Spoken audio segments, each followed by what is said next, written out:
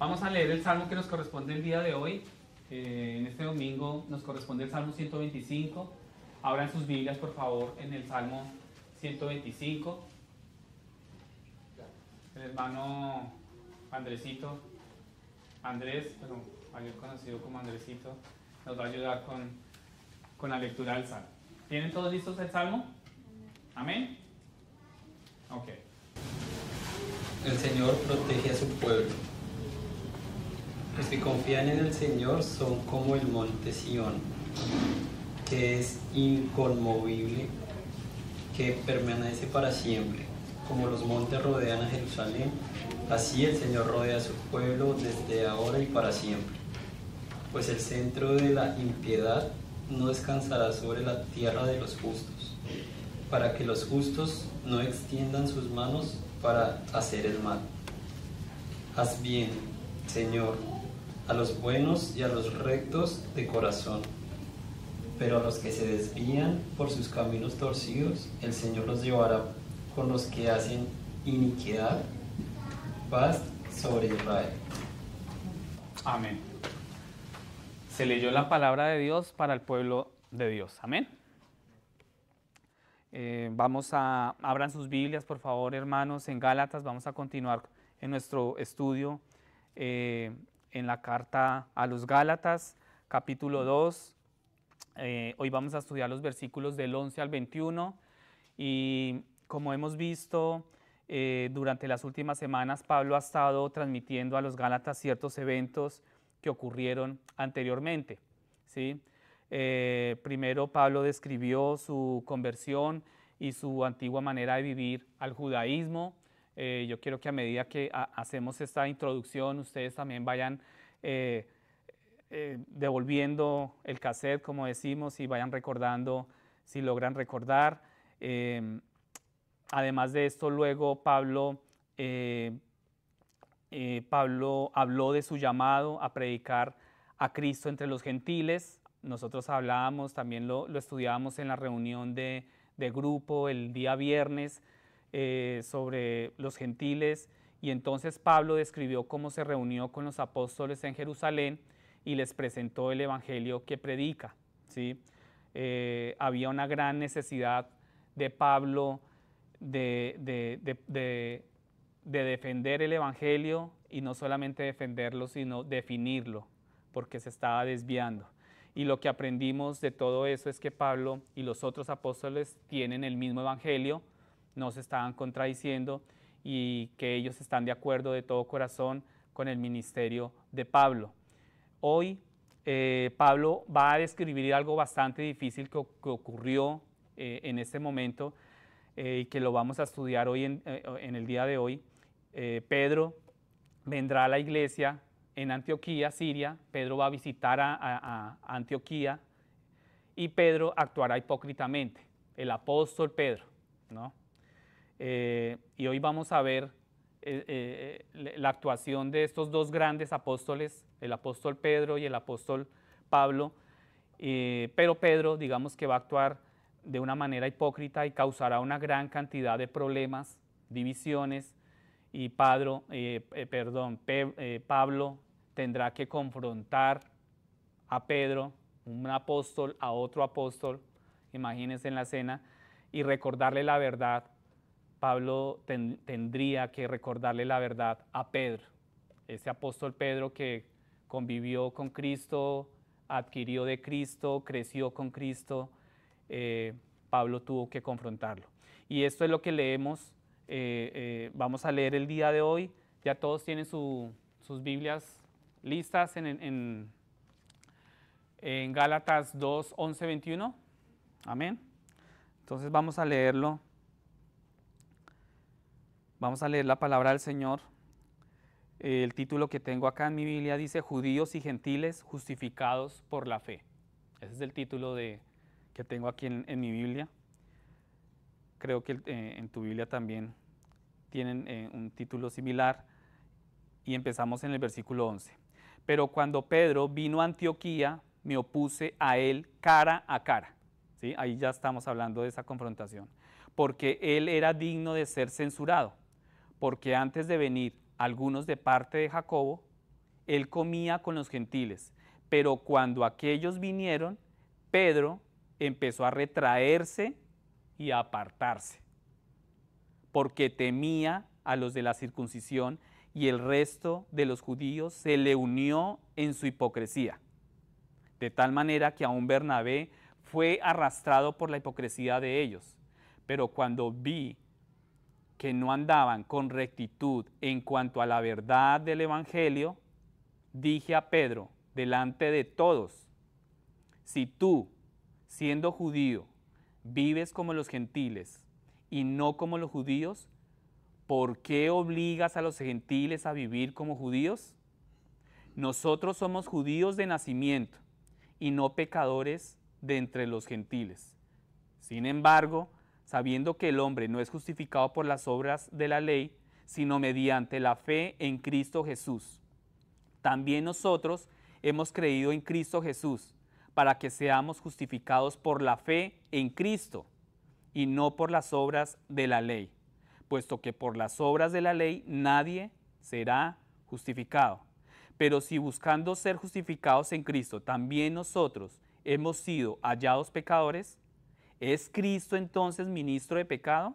De ningún modo, porque si yo reedifico lo que en otro tiempo destruí, yo mismo resulto transgresor. Pues mediante la ley yo morí a la ley, a fin de vivir para Dios. Con Cristo he sido crucificado, y ya no soy yo el que vive, sino que Cristo vive en mí. Y la vida que ahora vivo en la carne, la vivo por la fe en el Hijo de Dios, el cual me amó y se entregó a sí mismo por mí. No hago nula la gracia de Dios, porque si la justicia viene por medio de la ley, entonces Cristo murió en vano. Este es uno de los pasajes, ¿no?, hermosos de la palabra de Dios, y vamos a ver, vamos a empezar como poco a poco a estudiarlo. Y quiero hacerles una pregunta. ¿Tú entiendes que la fe en Cristo es nuestra única esperanza? Uno termina de leer lo que acabamos de leer y uno puede como concluir en esa pregunta, ¿no? Uno puede decir, ¿realmente yo entiendo que la fe en Cristo es nuestra única esperanza? ¿Tú entiendes, hermano, tú entiendes que tu fe puesta en Cristo es tu única esperanza? ¿Tú estás consciente de esa pregunta y quiero que te la hagas a tu alma, porque es nuestra única fuente de justicia, ¿sí? Es nuestra única manera para ser salvos. Y como venimos recordando desde hace varias semanas atrás, la carta a los Gálatas es de extrema importancia para nosotros porque nos orienta sobre este tema sobre la justificación por la fe, que es el Evangelio, ¿no?, el Evangelio de Cristo. Y esta carta es una exposición muy clara de la doctrina de la justificación por la fe, y se opone, digamos que acá lo que vemos es que se opone directamente a la falsa enseñanza de que la justicia proviene de cualquier esfuerzo humano. Hemos hablado aquí durante semanas, hermanos, y tenemos que repetirlo. Tú dirás, pero ¿por qué otra vez Marco con el mismo tema? Pastor, otra vez con el mismo. Pero tenemos que predicarlo, decírnoslo a nuestra propia alma una y otra vez, repetirlo una y otra vez. Y nos dice que incluso las cosas que hacemos para Dios no nos dan justicia. Aún las cosas buenas que tú haces no te da la justicia, ¿no? Nos dice que la justicia pertenece solo a Dios y es un regalo a toda persona que confía en Cristo Jesús, ¿sí? Entonces la triste realidad es que muchas personas, incluidos los cristianos, todavía intentan justificarse. Aún dentro de nosotros, como cristianos, intentamos justificarnos a través de lo que hacemos, de las obras buenas que tenemos, ¿sí? Entonces buscan la justicia en sus propios ojos a través de las cosas que hacen, buscan ser justificados. Muchas veces nosotros, hermanos, buscamos ser justificados ante Dios basándonos en nuestras actividades y en lo que hacemos religiosamente, ¿no? Por ejemplo, el venir acá cada 8 días, ¿sí? Y tú lo puedes tomar y uno lo puede tomar como una monotonía y ya lo tenemos agendado en nuestras vidas y podemos caer dentro de obras buscando una justificación ante Dios para quietar nuestra conciencia y hallar ese favor delante de Dios. Y buscamos estar justificados ante los ojos de los demás, incluso también cuando eso es perjudicial para quienes nos rodean, ¿sí?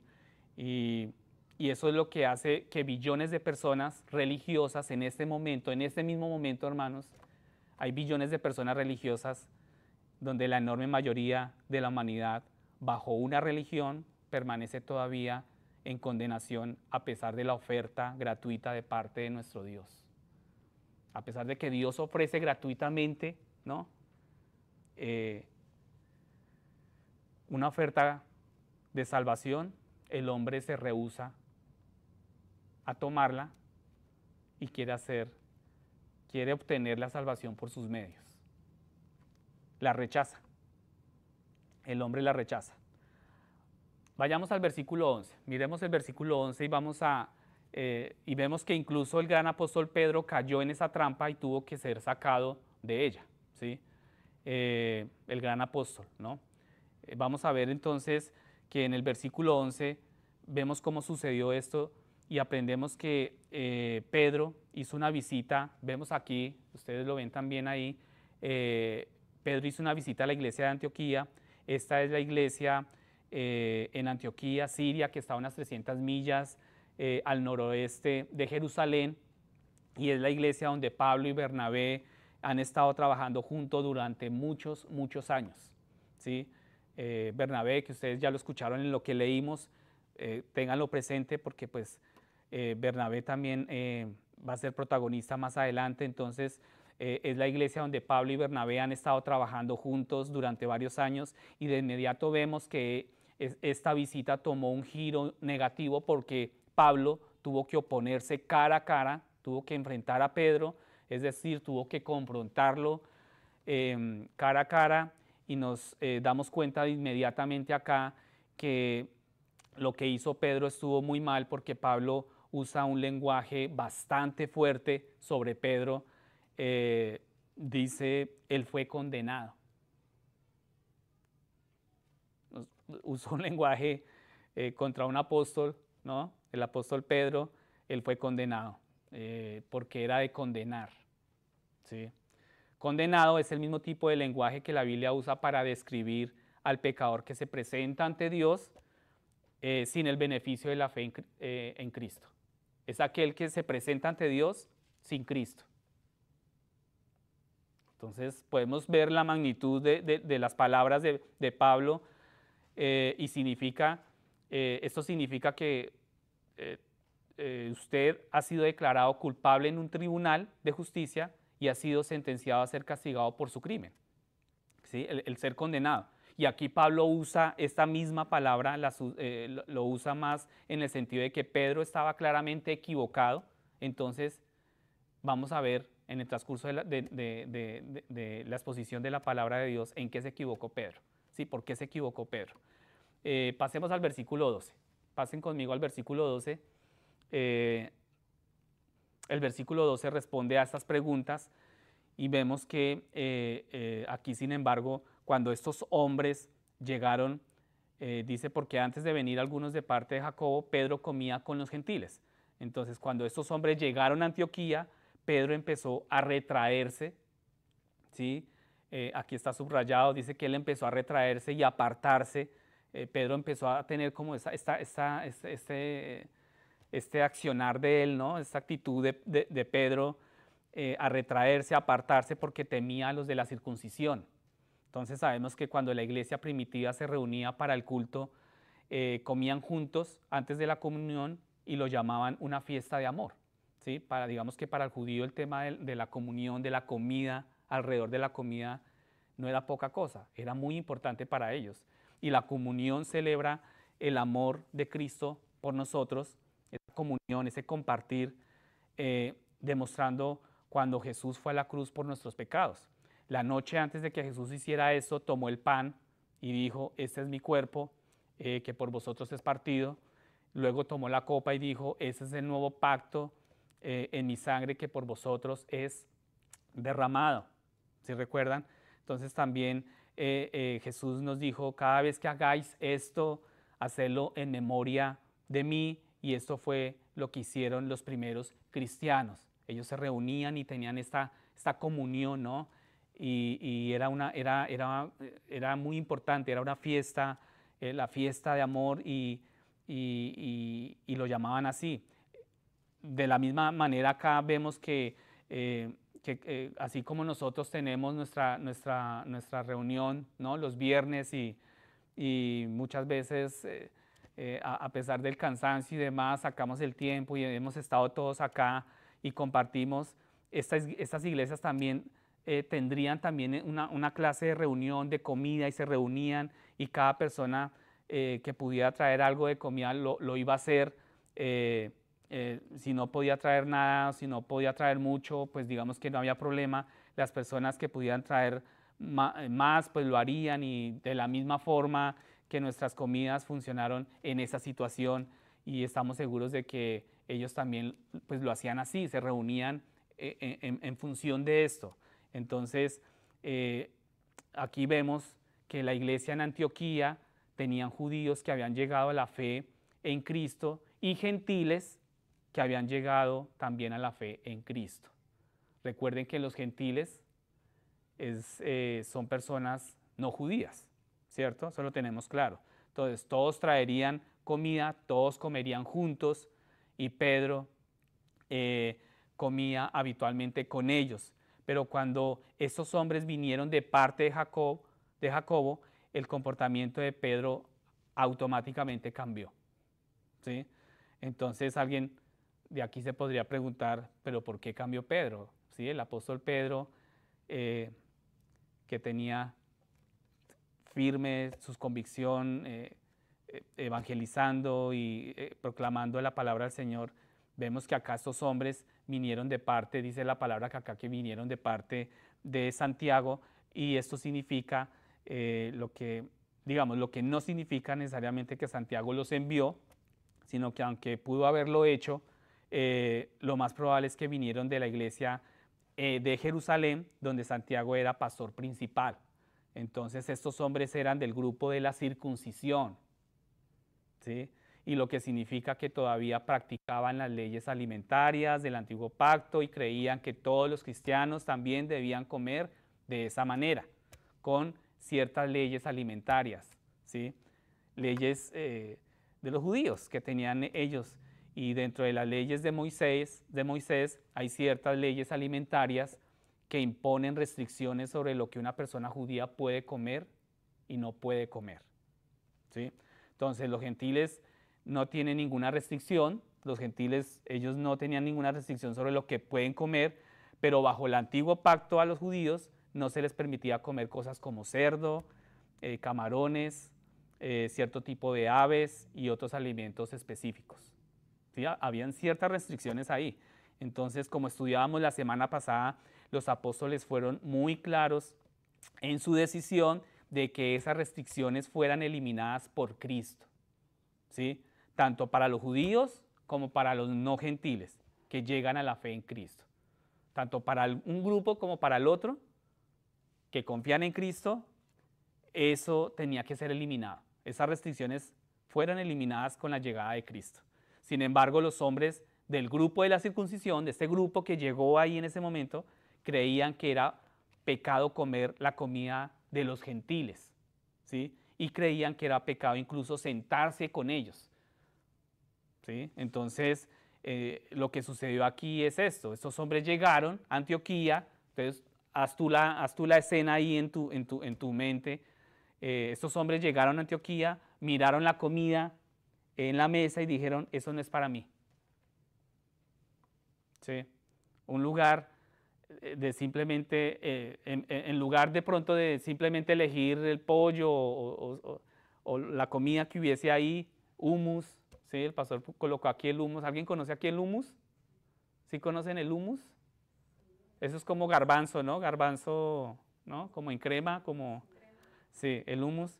Simplemente, en vez de elegir un pollo o cierta comida o algo así, debieron haber decidido comenzar a traer su propia comida y montar una mesa aparte donde sentarse a comer, ¿sí? Entonces, estos hombres han dicho básicamente, no queremos comer con ustedes, no solo su comida es impura, sino que ustedes también están impuros. Entonces, imagínense en esa cena, ¿sí? Es más o menos el ejemplo para que tú lo entiendas, que nosotros nos reunimos aquí los viernes a comer, compartimos, celebramos los cumpleaños que hayan en la fecha, reímos, hablamos, estudiamos la palabra y resulta que viene un grupo de otra iglesia hermana a venir acá a nuestra iglesia y nos visitan y cuando llegan y ven lo que nosotros vienen como invitados y vienen a comer y tan pronto se sientan nosotros, o no todos, pero sí algunos dicen, no, ellos son impuros. Y lo que ellos traen para compartir dicen, no, eso también es impuro, yo me paro, entonces me voy. ¿Cómo verías tú eso? Terrible, ¿cierto? Saldrían corriendo, ¿cierto? De acá. Entonces, estos hombres han dicho básicamente, no queremos comer esto porque ustedes son impuros, su comida es impura. Pedro vio que todo esto estaba sucediendo, pero en lugar de oponerse, se unió a ellos. Pedro se unió, Pedro se retrajo y se apartó también. Como de a poco, no sé si tú has estado en una situación donde tú estás invitado y tú de a poco te vas saliendo, ¿cierto? Algo así, él empezó a salirse y se apartó totalmente. Versículo 13. Pasen conmigo al versículo 13. Dice, y el resto de los judíos se les unió en su hipocresía. Y esto es, ¿recuerdan cuando les nombré a Bernabé? Y aún Bernabé, el mismo Bernabé que acaba de ir a Jerusalén con Pablo para oponerse a la falsa enseñanza del partido de la circuncisión, fue arrastrado, ¿no? Y comenzó a hacer esto también juntamente con Pedro. El Bernabé que también había ido a enseñar y fue contundente y fuerte enseñando el Evangelio, él también estaba siendo pues arrastrado con esto, y en este punto deberíamos estar como enojados con Pedro, ¿cierto? Deberíamos decir, Pedro, Pedro, tú mismo tuviste a Jesús, Jesús mismo te dijo, no hay nada fuera del hombre que al entrar en él pueda contaminarlo, sino que lo que sale de adentro del hombre es lo que contamina al hombre. Eso lo encontramos en Marcos 7. El mismo Jesús le enseñó esto a Pedro. Quizás también tú podrías decirle a Pedro, tú podrías decirle, ¿no te dio Dios una visión, Pedro? Un lienzo que descendía del cielo y que contenía sobre él toda clase de animales limpios e inmundos, y te dijo, Pedro, levántate, mata y come. Eso está en Hechos 10:13. También podríamos decirle, Pedro, ¿no fuiste tú el que inmediatamente después de esto, tú te fuiste a la casa de Cornelio, el centurión romano? ¿Ustedes recuerdan? El centurión romano, tenemos aquí un centurión romano que para compartir el Evangelio y ver a todos ellos recibir el Espíritu Santo por la fe en Cristo. Podríamos también decirle a Pedro, tú no te pusiste de pie en el concilio de Jerusalén y te opusiste al partido de la circuncisión. Fue el mismo Pedro que se puso de pie y se opuso al partido de la circuncisión diciendo, Dios no hizo distinción entre judíos y gentiles. Imaginémonos al apóstol Pedro levantándose, oponiéndose, diciendo, Dios no hizo distinción entre judíos y gentiles, purificando sus corazones por la fe, así como también Dios limpió los nuestros. ¿Por qué pues intentas poner sobre el cuello de los gentiles un yugo que ni nosotros ni nuestros padres hemos podido llevar? Uno escucha a un Pedro ahí contundente y claro en sus ideas. Eso está en Hechos 15, 9 al 10. Pero al mismo tiempo también debemos decir, Pedro, esto es una terrible hipocresía, lo que tú estás haciendo. ¿Sí? Y antes de enojarnos demasiado con Pedro, tal vez deberíamos examinar también nuestras propias vidas y darnos cuenta que nosotros no caemos muy lejos de lo que cayó Pedro. Nosotros también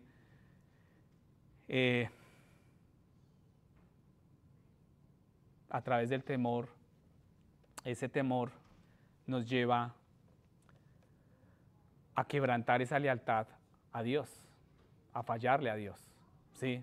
Entonces, antes de enojarnos demasiado con Pedro, tal vez deberíamos examinar nuestras vidas y preguntarnos, ¿vivo siempre lo que es la verdad? ¿Tú siempre vives la verdad? Lo que tú has obtenido acá en la iglesia y lo que obtienes tú cuando abres tu Biblia en tu casa, ¿tú la vives en verdad? ¿Tu comportamiento es 100% coherente con la doctrina que tú lees? Antes de enojarnos con Pedro, ¿cierto? Deberíamos preguntarnos, ¿nosotros somos coherentes con la doctrina 100%? ¿Con la doctrina correcta que adquirimos? ¿Nuestro comportamiento es 100% fiel a la palabra? ¿Alguna vez has comprometido lo que es verdad o he escondido mi fe por miedo a lo que pensarían los demás? Y no somos leales a lo que creemos y muchas veces confesamos. Y sabemos lo que significa ser un hipócrita, ¿cierto? Cuando alguien no practica lo que predica, lo llamamos hipocresía. Cuando alguien no practica lo que predica. Cuando tú confiesas y dices, pero no vives, eso es una hipocresía. Y cuando alguien va por ahí diciendo a todo el mundo que salve el planeta, ¿no? Que vemos también muchos casos así, salve al planeta y recicle, tenemos que reciclar, y luego se va en su camioneta y tira su botella de Coca-Cola por la ventana. ¿Qué es? Una hipocresía, ¿cierto? Hipócrita viene de la palabra griega para actor, viene la palabra original griega actor. Sabemos lo que es un actor, ¿verdad? Y significa alguien que está desempeñando un papel o montando un espectáculo para otros. Increíble lo que significa hipocresía en griego, ¿no?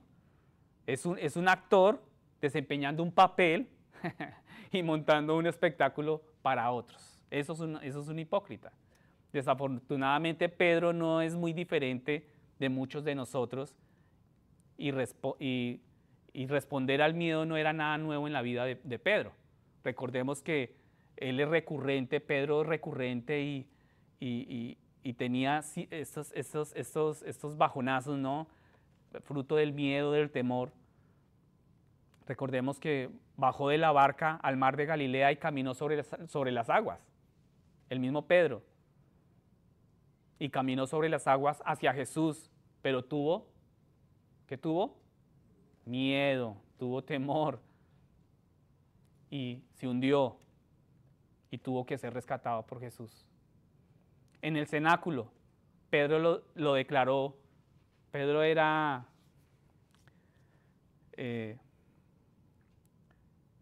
muy dado a hablar rápidamente, ¿no? Y él declaró con valentía a Jesús, yo moriré contigo, yo iré contigo hasta el fin. Pero sabemos que esa noche Pedro huyó y negó a Jesús 3 veces, ¿no? Pedro se levantó en el concilio de Jerusalén y defendió valientemente la doctrina de la justificación por la fe. Fue el mismo Pedro que defendió eso, pero ahora sus acciones lo niegan. Pedro tenía miedo de esos hombres, así que les hizo un espectáculo y pues desgraciadamente se llevó a otros consigo, arrastró a otros más. Y Pedro es el hombre importante del campus, ¿no? La gente de Antioquía pensaba que Pedro era el apóstol número 1 de Jesús, que era el apóstol principal, ¿no? Y tenía este importante como nombre. Entonces concluyeron, todo lo que Pedro hace debe ser correcto. Pero en este caso Pedro no fue un buen ejemplo a seguir y esta es una buena lección para cada uno de nosotros, hermanos. No podemos simplemente aceptar como correctas las cosas que hacen los líderes de la iglesia. A veces se equivocan, a veces nos equivocamos, a veces tropezamos por diversas razones y a veces puede ser necesario una corrección para nuestros líderes. El temor llevó a Pedro a la desobediencia, el temor nos puede llevar a ti y a mí a romper la lealtad a Dios. Eso hace el temor. Cristo, Pedro decía, no, yo no conozco a ese Cristo, veía que lo estaban juzgando, decía, de hecho yo nunca lo había visto, ¿no? Y el temor te lleva a romper tu lealtad a Dios. Tú juras cosas a Dios que luego las rompes y no cumples. ¿Es así o no? El temor llevó a Pedro a despreciar a sus hermanos los gentiles con quienes él comía. Y lo que ocurre es que no hay nada como el temor para aumentar nuestro egocentrismo. No hay nada como el temor. Porque el temor aumenta y alimenta nuestro egocentrismo. Cuando los líderes tropiezan públicamente, necesitan ser corregidos públicamente porque su pecado afecta a toda la iglesia. Y la iglesia necesita ver esa corrección. Y esto es lo que se nos dice en 1 Timoteo 5:20, cuando dice, reprende públicamente a los que pecan para que los demás también teman. ¿Sí? Entonces, así pasamos al versículo 14, vayan conmigo al versículo 14. Pablo corrige públicamente a Pedro. Yo no me imagino esta escena, ¿no? de un apóstol hacia otro apóstol, hacia un líder. Versículo 14. Bueno, ahora bien, si alguna vez has tenido que confrontar a otro creyente, y particularmente a uno pues muy respetado, tú entiendes lo difícil que es esto, ¿no? Entendemos que es difícil esta situación, pero sin embargo Pablo reconoce que este pecado es particularmente malo, porque se desvía de la verdad del Evangelio, nada más ni nada menos que el Evangelio. Y Pablo tiene que ser categórico y tiene que ser fuerte. Y esto está llevando a otros por mal camino, por lo tanto, esto tiene que ser abordado delante de todo el mundo. Nosotros podríamos decir, Pablo, pero no sea tan fuerte, ¿no? Podríamos decirle, venga, ¿por qué no llamó? Pues Pedro es un líder, es un apóstol, venga, ¿por qué no lo llamó aparte y ¿no? Y como que lo reprendió, le habló, le dijo, venga, Pedro, ¿qué está haciendo? No, tenía que ser delante de todos porque ha sucedido delante de todos y toda la iglesia se había visto afectada. Porque el error, la desviación había sido en toda la iglesia. Entonces ahora, como vemos, no es un asunto trivial, la conducta de Pedro se está desviando de la verdad del Evangelio. No es poca cosa, hermanos, lo que pasa acá. Y la desviación es esta, y esto nos enseña mucho a nosotros del Evangelio que escuchamos, del Evangelio que nosotros estamos adquiriendo. Dios ha creado un solo cuerpo de creyentes a través de la sangre de la cruz de Cristo. Cristo puso fin al antiguo pacto en la cruz y las leyes de Moisés, esto lo veíamos la semana pasada, las leyes de Moisés ahora han pasado a la categoría de tradiciones judías, no leyes para la iglesia. Algunas de sus Biblias incluso formulan esta pregunta, ¿cómo pueden obligar a los gentiles a seguir las costumbres judías? Cuando un judío viene a Cristo, no tiene que dejar de ser judío, así como un gentil no tiene que dejar de ser gentil. ¿Sí? Cuando una persona coreana, por ejemplo, recibe a Cristo, tiene que dejar de comer su comida tradicional coreana. ¿Qué comen los coreanos? Wok, toda esa comida oriental, ¿no? ¿Sí? No necesitan dejar de hablar coreano, ¿verdad? Cuando una persona colombiana, ¿cuántos colombianos hay acá?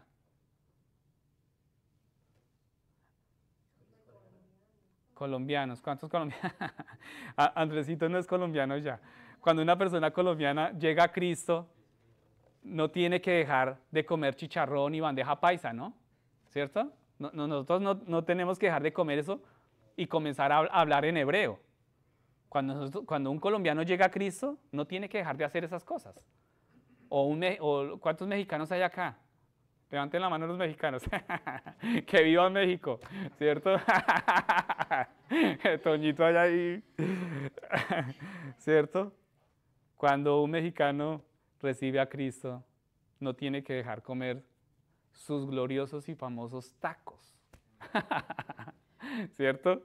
No, y no tiene que comenzar a hablar en hebreo.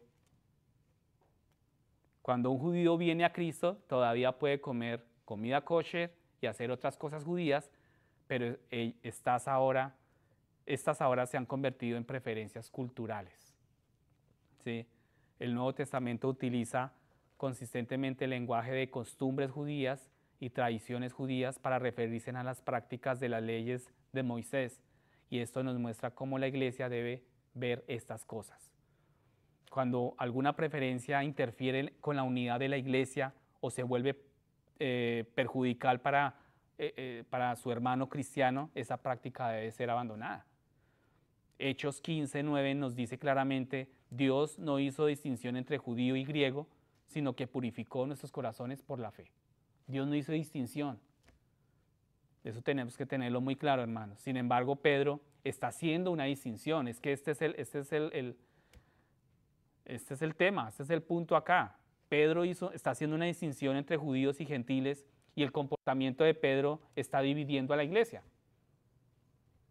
Entonces todos los creyentes, judíos o gentiles, estarán sentados juntos alrededor de la misma mesa en el cielo un día, pero Pedro los tiene en mesas diferentes acá. En esta cena aquí Pedro tiene mesas aparte. No, ustedes siéntense allá y ustedes allá.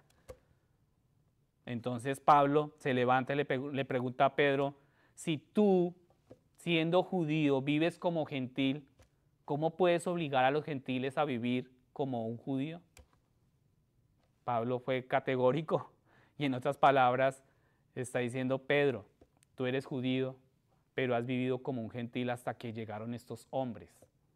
¿Quieres ahora que los gentiles vivan como judíos? Se está contradiciendo. O sea, Pedro, ¿qué clase de inconsistencia es esta? ¿Por qué tú has cambiado así? O sea, yo creo que Pablo hacía caras como dicen aquí, ¿what? ¿Sí? Pablo no podía entender. Pasemos al versículo 15 al 16. Y aquí a continuación en estos versículos Pablo continúa exponiendo la doctrina de la justificación por la fe y aprendemos una tremenda lección acá. ¿Sí? ¿Cuántos van conmigo? ¿Sí van o los perdí? Los voy. Bueno, si los pierdo me dicen y yo comienzo y repito otra vez. Andresito hizo caras. Las obras de la ley. Nosotros somos judíos de nacimiento y no pecadores entre los gentiles. Dice acá este versículo al final, dice las obras de la ley, sino mediante la fe en Cristo Jesús. Y algo que queremos entender es que los judíos consideraban a todos los gentiles como pecadores. Digamos, estaba esta marca fuerte, ¿no?, contra los gentiles, o sea, como nosotros, como si un judío viniera y, no, es que ustedes no son, o sea, ¿ustedes son judíos? No, nosotros no somos, entonces ustedes son de lo peor, ¿no? Y cuando Pablo dice, nosotros que somos judíos de nacimiento y no gentiles, pecadores, Pablo no está diciendo solo los gentiles son pecadores, ¿cierto? Entonces, por el contrario, Pablo está a punto de recordarle a Pedro la verdad que ambos aprendieron cuando vinieron a Cristo. Es verdad, esa verdad es que todas las personas son pecadoras y las obras de la ley, las leyes de Moisés, no justifican a nadie. Entiendan esto muy claro, por favor. Las obras, las leyes de Moisés, tus obras, no nos justifican ante Dios. Y esa es la lección que las leyes de Moisés enseñan al judío. Tú también eres pecador y solo la fe en Jesucristo justifica a una persona. Y esta es la primera vez en la carta que Pablo utiliza la palabra justificación. Aquí es la primera vez, este es el primer momento donde ya aparece esta palabra como justificación. Vamos a rápidamente aprender cómo justificación en griego, dikaio, la palabra en griego es dikaio y es un término legal que significa ser declarado justo. Cuando tú escuches justificación es ser declarado justo. Es diferente de perdón. No sé si tú entiendas la diferencia entre perdón y ser declarado justo. Es diferente de perdón. Perdón significa que tus pecados son perdonados, ¿cierto? Cuando te perdonan, todavía significa que fuiste declarado culpable, pero que la sentencia por tu delito no se va a ejecutar, ¿sí? La justificación, sin embargo, va un paso más allá, va más allá del perdón. La justificación significa borrar esos pecados, de manera que sea como si nunca de manera como si nunca hubieran existido esos pecados, ¿sí? En un tribunal de justicia, ustedes saben, nunca se declara inocente a una persona. Lo máximo que pueden hacer nuestros tribunales es declarar a una persona no culpable. Inocente no es un término que pueda aplicarse a cualquier ser humano, excepto tal vez a un bebé recién nacido, ¿no? Inocente, o sea, que nunca ha pecado. En un tribunal nunca se puede decir, tú nunca cometiste ese error, no. Sin embargo, lo que necesitamos para estar delante de Dios no es solo un perdón, sino también una declaración de inocencia, o sea, tú nunca has pecado, ¿sí? Las leyes de Moisés no pueden hacer eso.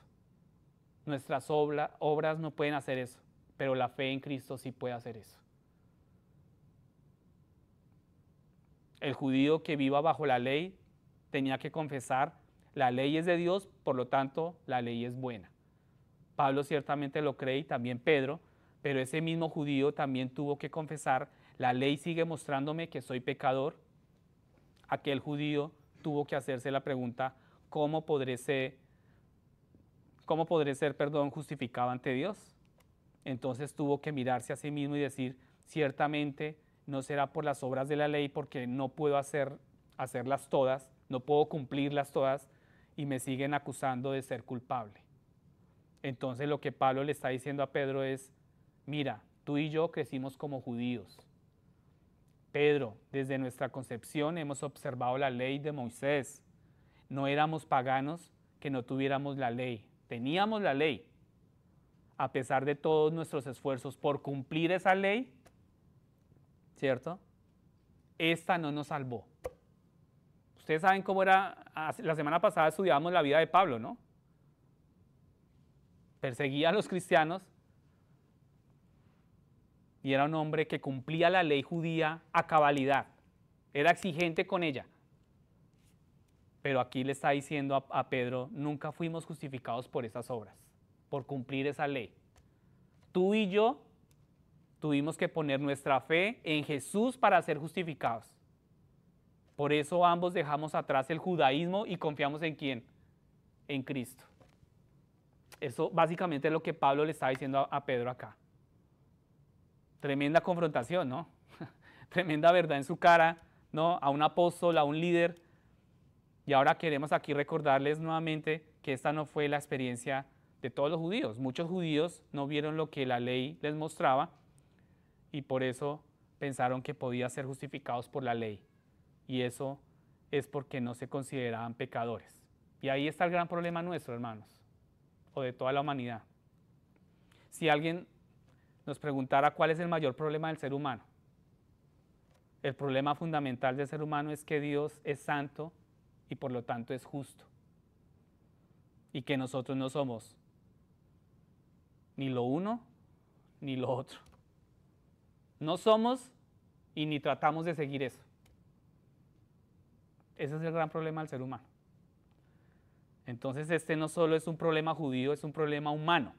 Y muchas personas hoy en día no quieren considerarse en pecadores. No se creen malos. Ellos piensan, soy una buena persona. El ser humano piensa, vivo una buena vida, ¿cierto? Que crecí en un hogar, ¿no? Normal. Piensan, siempre hago lo mejor que puedo, trato de ayudar a las personas, trato de ayudar a los demás. Se creen buenas, nos creemos buenos.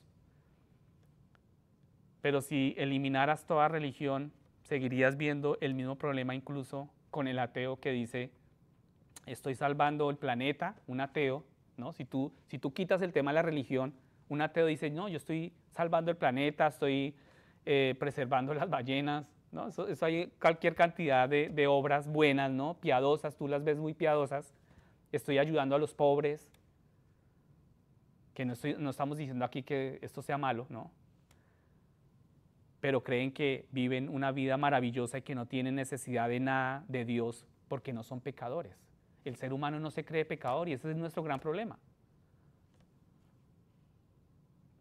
Y si alguien nos preguntara cuál es el segundo problema más grave del ser humano, diríamos que es que nosotros no tenemos la menor idea, hermanos, de cuán santo es Dios. Y tampoco tenemos la menor idea de cuán pecaminosos y apartados de Dios nosotros estamos sin Cristo. Tú no tienes la menor idea de cuán pecaminoso y rebelde es tu corazón. Es mi corazón. Y la razón de eso, el hecho de no tener la idea de cuán santo es Dios y cuán pecaminoso yo soy, es la razón por la que el hombre entiende que él puede alcanzar y llegar a la presencia de Dios y alcanzar un estado de justificación por sus propios medios, por sus propias obras, por sus propios esfuerzos. Ese es el problema. La corrección a esto aquí es, el hombre no es justificado por las obras de la ley. Pablo tenía que atacar de inmediato esto. Y la palabra hombre es la palabra griega antropos, porque dice, el hombre no es justificado por la fe, por las obras de la ley. Aquí el hombre en griego es antropos y es un término para toda la raza humana, toda la raza humana. No significa que el judío, o están hablando aquí específicamente de los gentiles, no, significa hombre, mujer, todos. Se refiere a todas las personas negras, blancas, latinas, morenas, blancas, latinas, asiáticas o de cualquier otro tipo. Se refiere a todos los hombres, mujeres, niños que han nacido. Significa que cada uno de nosotros era un pecador destinado al infierno. Tú y yo éramos destinados al infierno, que necesitaba ser salvado por Cristo. Y en este punto no queremos desvalorizar la obra de Cristo, porque si decimos la obra de la ley las obras de la ley son necesarias, lo que leemos acá son necesarias para que el hombre sea justificado, entonces decimos que Jesús no hizo lo suficiente. Entonces, ¿para qué Jesús hizo lo que hizo? Estamos diciendo que Jesús no nos dio una salvación perfecta. Podemos decir entonces, debo compensar algo que Jesús no hizo. Entonces, las obras de la ley son necesarias. Si decimos que las obras de la ley son necesarias para que el hombre sea justificado, entonces Cristo murió en vano. El Hijo de Dios, el unigénito. Y sabemos, sin embargo, que Cristo nos ha dado una salvación perfecta. No tenemos que compensar algo que Jesús no hizo. No debemos completar nada en ello. Versículo 17. Pasen conmigo al versículo 17 y vemos acá cómo esta es una objeción que alguien que escuchara a Pablo tendría, y probablemente vendría de un miembro del grupo de la circuncisión. Ellos tendrían problemas con que un judío y un gentil fueran salvos de la misma manera, ¿verdad? Por lo que dirían, bueno, si los judíos también son hallados pecadores y tienen que ser justificados por Cristo, entonces, ¿es Cristo quien los hace pecadores? ¿Sí? Porque al final acá dice, ¿es Cristo entonces ministro de pecado? ¿Es entonces Cristo promotor del pecado? Nuevamente la palabra justificado significa declarar a alguien justo o hacerlo justo ante Dios. Un pecador es una persona que es culpable ante Dios. Esta persona está bajo el juicio de Dios y necesita ser perdonada. Pero el perdón por sí solo no justifica a una persona. ¿Sí? Entonces Jesús murió en la cruz como nuestro sustituto por dos cosas. Primer cosa, para que nuestros pecados sean perdonados. ¿Para qué? Para que nuestros pecados sean perdonados, para que los creyentes sean perdonados. Y el segundo, para que se nos dé la justicia de Cristo. Para que tú obtengas, ¿qué? Justicia. O sea, una posición justa delante de Dios. El perdón es la resta de tus pecados. Y eso es lo que Jesús logró a través de la muerte en la cruz. Y la justificación es la suma de la justicia de Cristo para ti. Vuelvo y lo repito. El perdón resta, ¿qué resta el perdón? El pecado. ¿Sí van conmigo? El perdón resta el pecado. Y eso es lo que Jesús logró con su muerte. Y la justificación va más allá, aprendíamos anteriormente que va más allá. La justificación, en vez de restar, suma. justicia de Cristo. ¿Para quién? ¿Para quién? Para el que cree en Cristo. O sea, le suma justicia, ¿cierto? De Cristo para nosotros. Y eso es lo que también ocurre a través de la fe en Cristo. Entonces, para estar delante de Dios necesitamos que sucedan ambas cosas, perdón y justicia. Perdón y justificación. Y por eso dice la Escritura, Cristo, en Romanos 4:25, escuchen, dice, Cristo, cual fue entregado por causa de nuestras transgresiones y resucitado por nuestra justificación. Por causa de nuestras transgresiones está hablando del pecado y resucitado por nuestra justificación. Esa justicia que necesitamos ante Dios para ser salvos y ser aceptos. ¿Sí van conmigo? Interesante, ¿no? ¿No les parece? Y es por eso que también dice la Escritura, si confiesas con tu boca que Jesús es el Señor y crees en tu corazón que Dios lo levantó de los muertos, serás salvo. Es palabra del Dios Todopoderoso. Romanos 10:9 dice esto, si confiesas con tu boca que Jesús es el Señor y crees en tu corazón que Dios lo levantó de los muertos, serás salvo. El nosotros mismos se refiere a un judío que confiesa a Cristo, acá cuando dice y nosotros hemos sido, y se refiere si ese judío busca ser justificado por Cristo, entonces tiene que admitir, no puedo ganar la justicia guardando la ley de Moisés. Él tiene que admitir eso. Un judío tiene que admitir eso. Él tiene que admitir, confío en Cristo para mi justicia y también tiene que admitir que soy un pecador. Tenemos que admitir eso. Confío en Cristo para obtener justicia ante Dios, ¿cierto? Pero también al mismo tiempo tengo que admitir que soy un pecador. Y cuando alguien confiesa, soy pecador, no es Cristo quien lo hizo pecador. Somos nosotros mismos quienes hemos hecho esto, ¿no? Y en algún momento cada uno de nosotros ha elegido pecar. Nadie te obligó, ¿cierto? Nosotros hemos elegido pecar. En el momento en que pecamos, me convierto en un pecador y en un transgresor ante Dios. Cristo no me hizo eso, pero en algún momento me mostró lo que soy. Lo que Cristo hace es mostrarnos, lo que la palabra hace es mostrarnos nuestra condición, nuestro pecado. Pedro era un pescador comercial, mal hablado. Pedro era un pescador, ¿no? Aquí que estamos aquí viviendo cerca al mar, entendemos eso, un pescador mal hablado y en algún momento cayó de rodillas y dijo, Señor, apártate de mí porque soy un hombre pecador. Esto salió de Pedro. Pablo era un santurrón moralista, ¿recuerdan?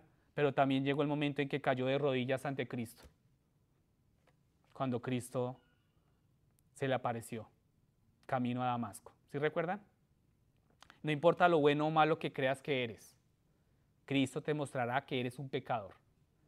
Y esto es un mensaje que no a todos les gusta y que no en muchas iglesias se predica. Por lo mismo, porque a la gente no le gusta escuchar que somos pecadores. Volvemos, el ser humano se cree bueno. Entonces, tendremos que admitir, Jesús no hizo esto, ¿verdad? Esto es lo que soy y es por eso que necesito su perdón y su justicia. La buena noticia, hay una buena noticia, es que este es su regalo para cada uno de nosotros en el momento de la fe salvadora. En el momento que tú depositas fe en Cristo, ese es el regalo para cada uno de nosotros. Cuando Pedro creyó, fue perdonado y revestido de justicia en Cristo. Cuando Pablo creyó, fue perdonado y revestido de la justicia en Cristo. Cuando tú creíste, también sucedió lo mismo. Fuiste perdonado y revestido de la justicia de Cristo.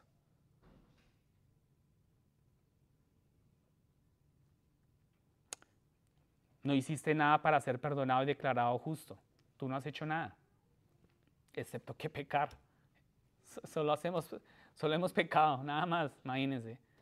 Simplemente escuchamos el Evangelio de la salvación y creemos. No hiciste un viaje a Jerusalén, no cambiaste tu forma de comer, no era necesario salir a comprar un nuevo guardarropa, ¿cierto? No, simplemente extendiste tu mano y aceptaste a Cristo. Ahora bien, muchas cosas en tu vida pueden haber cambiado después de eso, pero digamos que no fue así como llegaste a ser justo. Nosotros llegamos a ser justo cuando Dios lo declara justo por la fe salvadora que depositamos en Cristo Jesús. Dios le ha hecho una oferta al hombre, una oferta tan dadivosa, que es un yugo fácil, una carga ligera, y el hombre ha preferido un camino de salvación no solo imposible, sino que también es pesado. El hombre escogió otra cosa, quiere otra cosa. Dios ofrece dadivosamente un yugo fácil y carga ligera, pero el hombre rechaza y prefiere algo pesado y difícil, imposible de cumplir. Lamentablemente el hombre ni se cree tan culpable como él lo es, ni al mismo tiempo se cree capaz de obedecer más de lo que puede. Ese es el problema, y es un problema serio que tenemos, hermanos. El hombre ni se cree tan culpable como él lo es, pero al mismo tiempo se cree capaz de obedecer más de lo que puede hacer. Pasemos al versículo 18. Versículo 18, ahora bien, ¿de qué está hablando Pablo cuando dice, si yo reedifico lo que en otro tiempo destruí? Bueno, él está hablando acerca del sistema de justicia por obras predicado por los judíos que él derribó. Ahí ustedes lo ven claro en pantalla con la predicación de la justicia en Cristo solamente. Y tanto Pedro como Pablo predican que el perdón de los pecados y la justificación viene únicamente mediante la fe en Cristo. Entonces Pablo está diciendo esto, dice Pedro, si tú y yo volvemos a aquello de lo que Cristo nos liberó, entonces aparentemente nunca deberíamos haberlo abandonado. Así que si lo hacemos solamente demostraremos que somos transgresores de la ley. Es básicamente lo que está diciendo acá. El versículo 19, pasen conmigo por favor. El versículo 19 inicia un pensamiento que no concluye hasta el versículo 21, así que vamos a repasar lo que dice aquí. En este versículo Pablo está diciendo que el ministerio de la ley era un ministerio de la muerte. Eso es lo que causa la ley, ¿no? Incluso bajo las leyes de Moisés, Dios habría tenido que destruir a la nación de Israel porque la paga del pecado es muerte. Nosotros sabemos que la palabra dice que la paga del pecado es muerte. Así pues, cuando Pablo dice, por la ley yo he muerto a la ley, él está diciendo, he muerto a la ley porque la ley me condenó a muerte. Entonces tú ves acá, la ley acusaba no solo al judío, sino también al gentil. Ellos decían, ningún hombre es digno, todos los hombres tienen que morir, y Pablo está diciendo, no, la ley me ejecutó y estoy muerto. ¿Sí? Entonces, ¿cómo entonces tiene Pablo vida para vivir para Dios? ¿Cómo tiene vida para vivir para Dios? ¿Cómo tú y yo tenemos vida para vivir para Dios? En el versículo 20 vemos que la ley no podía hacer por Pablo lo que Cristo hizo. Entonces la ley pudo condenar a muerte a Pablo, la ley pudo acusarlo y condenarlo, pero la ley no pudo salvarlo. La ley no nos puede salvar. Por eso Cristo, que amó a Pablo, vino y murió por Pablo. Así como Cristo nos ha amado a ti y a mí, y vino y murió por cada uno de nosotros aquí hoy. Cuando confiamos en Cristo, nosotros hemos sido crucificados juntamente con Él. Y nosotros podemos ver aquí que Él fue a esa cruz por nosotros. Él lo hizo en nuestro lugar y tomó la muerte que nosotros merecíamos. Por lo tanto, ya no sois vosotros los que vivís, ¿cierto? Y si ustedes recuerdan, estamos muertos y no tenemos forma de hacer nada por Dios. La ley nos mató, ¿verdad? Tú eres incapaz de agradar a Dios o hacer lo que Él requiere. Pero cuando Cristo te salvó, Él entró en ti. No eres tú quien vive, sino Cristo vive. ¿En quién? Cristo vive en nosotros. Esa es la vida nueva y esa es la vida eterna. Cuando Cristo murió, nosotros morimos con Él, juntamente con Él. Cuando Él resucitó y vivió, juntamente nosotros lo hacemos. Sin embargo, muchas veces no vivimos conforme a esta verdad, no vivimos así, pensamos, yo soy el que vive para Dios, así que aquí están todas las cosas que voy a hacer para Él, Hacemos todo tipo de planes para las obras que vamos a realizar, hacemos una lista de cosas que queremos hacer y lo hacemos todo al revés. Por la fe en lo que Cristo ha hecho, Pablo ya no está muerto y ya no trabaja en obras muertas. En cambio, Pablo tiene vida y vive para Dios. ¿Cómo? Porque ya no es Pablo quien vive, sino quien vive en Pablo. Cristo, que vive en él. ¿Van conmigo? Cuando recibes tú a Cristo, puedes vivir para Dios porque Dios es quien vive en ti. Y Él es quien hace sus obras. ¿No? Porque podemos decir, no, pues Cristo vive en mí, pero entonces yo también puedo convencerme de que todo lo que yo hago es porque yo lo hago. No, es porque Cristo vive en mí. Amén. Entonces, cuando recibimos a Cristo, podemos vivir para Dios porque es Dios quien vive en nosotros y Él hace esas obras en nosotros. Y si quieres llegar a Dios por las leyes de Moisés, lo único que conseguirás es la muerte. Lo único que se te mostrará es tu necesidad de Cristo. Al vernos incapacitados de cumplir la ley, lo único que, lo hablábamos la semana pasada, lo único que hace la ley es empujarnos hacia quién, hacia el único que la cumplió. ¿Quién es? Cristo. Lo único que nos va a mostrar es la necesidad de Cristo y solo Cristo puede darte vida. El cristiano ahora vive no por sus propios esfuerzos, sino por la fe. Jesús dijo que la carne o el cuerpo no sirven para nada, eso está en Juan 6:63, y algo que debemos tener en mente es, somos un alma que tiene un cuerpo y no un cuerpo que tiene un alma. O sea, ¿tú eres más cuerpo o alma? ¿Qué creen? ¿Cuerpo o alma? Levanten la mano los de, porque veo ahí que una división. ¿Quiénes creen que son más cuerpo? Levanten la mano. Alma. Es el alma la que continúa hacia la eternidad, hermanos. El cuerpo es débil, eventualmente va a morir y va a ser reemplazado por uno nuevo en la eternidad. La única manera de salvar un alma y hacerle agradable a Dios es mediante la fe en Jesucristo. La fe en Cristo es lo único que salva tu alma. Es lo único que te permite vivir para Dios. Es lo único que te hace agradable ante Dios. La fe, y la fe tiene que poder decir, Cristo me amó y se entregó por mí. Eso hace la fe. Eso debería llenar tu corazón de alegría, pero al mismo tiempo debería humillarte hasta el suelo al mismo tiempo. Si tú puedes ver al Señor de la gloria allí en la cruz muriendo por ti, dando su vida por ti, la fe personal sabe que fueron tus pecados los que pusieron a Jesús allí en esa cruz y fue tu vida la que Él compró. Esto debería llenarnos de alegría, es una esperanza, pero al mismo tiempo debe humillarnos. La fe personal sabe, nunca podría salvarme a mí mismo. La fe personal sabe que nunca podría hacerme justo ante los ojos de Dios, pero así me ha amado Dios y así me ha amado Cristo.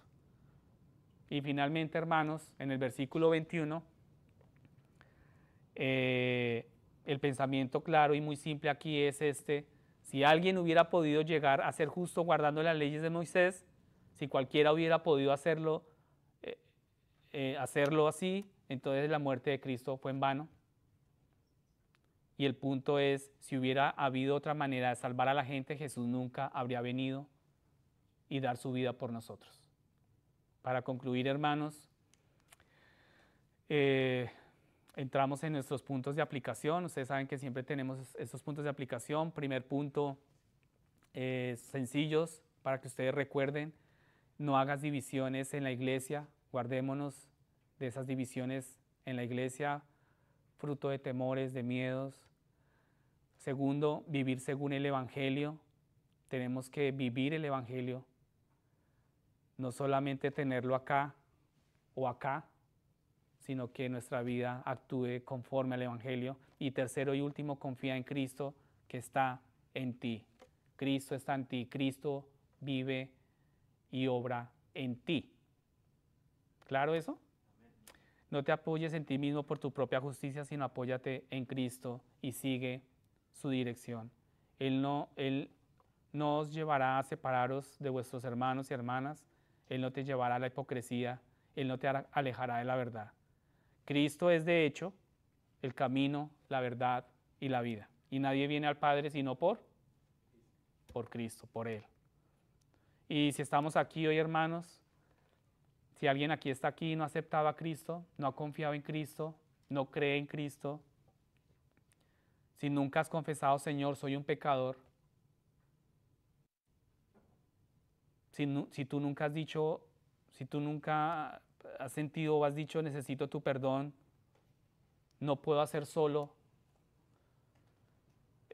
si no puedes decir, creo que viniste y diste tu vida por mis pecados, si no puedes decir, y creo que resucitaste entre los muertos, si nunca has dicho esto, creo que es el tiempo, hermanos, es el momento en que